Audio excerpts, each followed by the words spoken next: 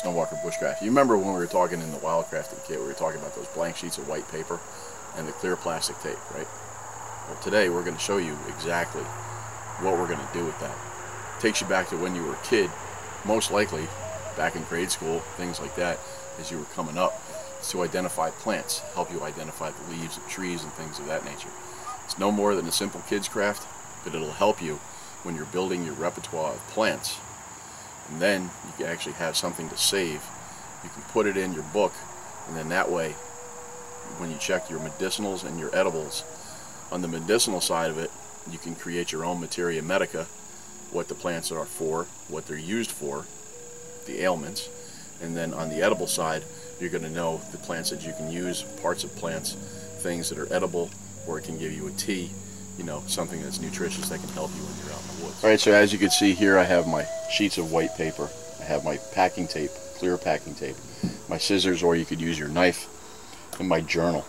The guidebook that I have today is not going to help me with some of these plants. I didn't change my guidebook around, so what I'm going to do is I've already picked a couple of plants and I've set them on paper. I can go home now and I can take a look at them instead of, you know, having them all wilted by the time I get home from sitting in the car or the truck or whatever. So let's take a look at what we're going to do and how we set this up. What we want to do on our paper is we want to take as much of the stem as we're going to need to examine the stem, the leaves, and flowers, if there's flowers available at this time on the plant. So we're going to take this. Now notice I included a bud prior to the flower coming out as well.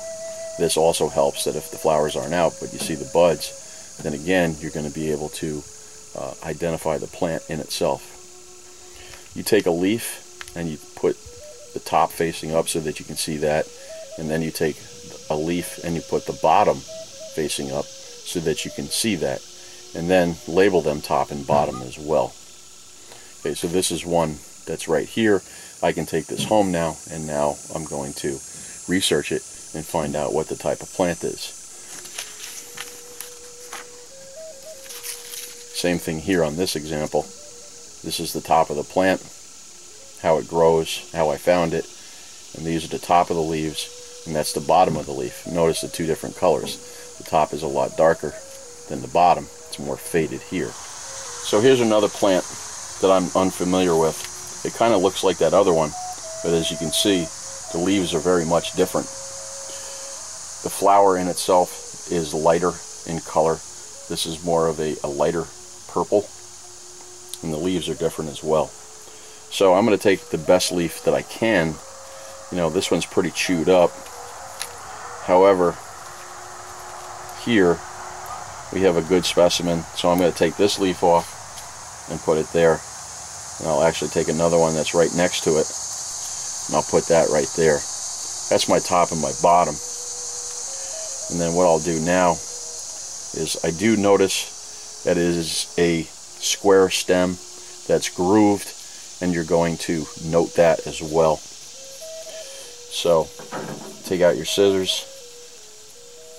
The joints right here are important, so I'm just going to cut that right there, and I'll put this whole plant on just like this, and we'll just line it up on our paper. Now we'll take our tape and very easily start from one side and just go right down and put it on our paper. A little trick that I do if I'm working on the back of my truck, I'll run this tape to the truck and I'll just cut it there. This way it keeps the whole paper from moving around. And then I will just continue to put this on until I've covered the entire plant.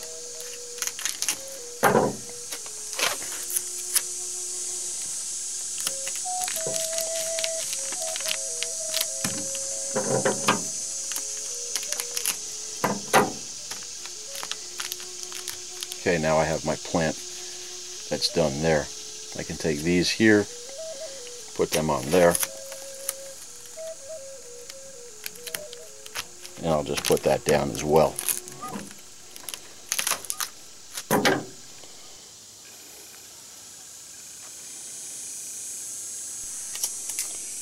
What I'll do with my tape as well to find the tag end is I just fold it over and just have a little tag, and then you can always find your end.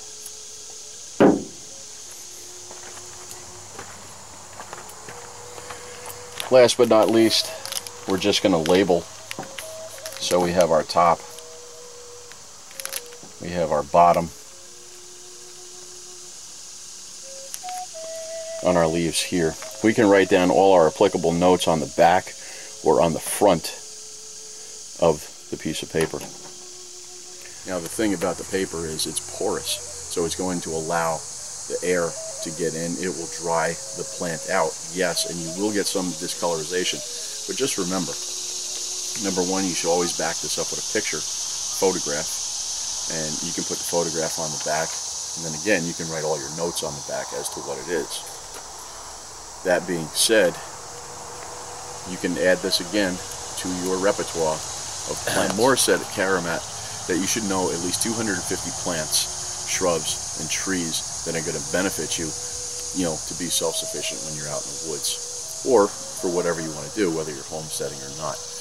You're not going to get that overnight, so learn 2 to 3 plants a year and continue to build upon those. All right, set yourself up for your own success. If you want to do medicinals one year, do your medicinals one year. If you want to do edibles one year, do edibles. If you want to do a mixture, do a couple. Maybe do 4 plants in a year, but learn those plants, learn to identify those plants, where they are, their habitat, what the growing season is, when you should pick them, when not to pick them, and then you can go from there. And then you'll have a nice reminder of what it is. Again, take your log, your journal, make sure you put where you found it, okay, that crop that you found, and then as you look around some more, when you're driving or however, or when you go to a new area and you're exploring, mark those things down and continue to put that in there. So, anyway, this is Brian from Snowwalker Bushcraft. Thank you for your views and your comments, and until the next one, walk the woods.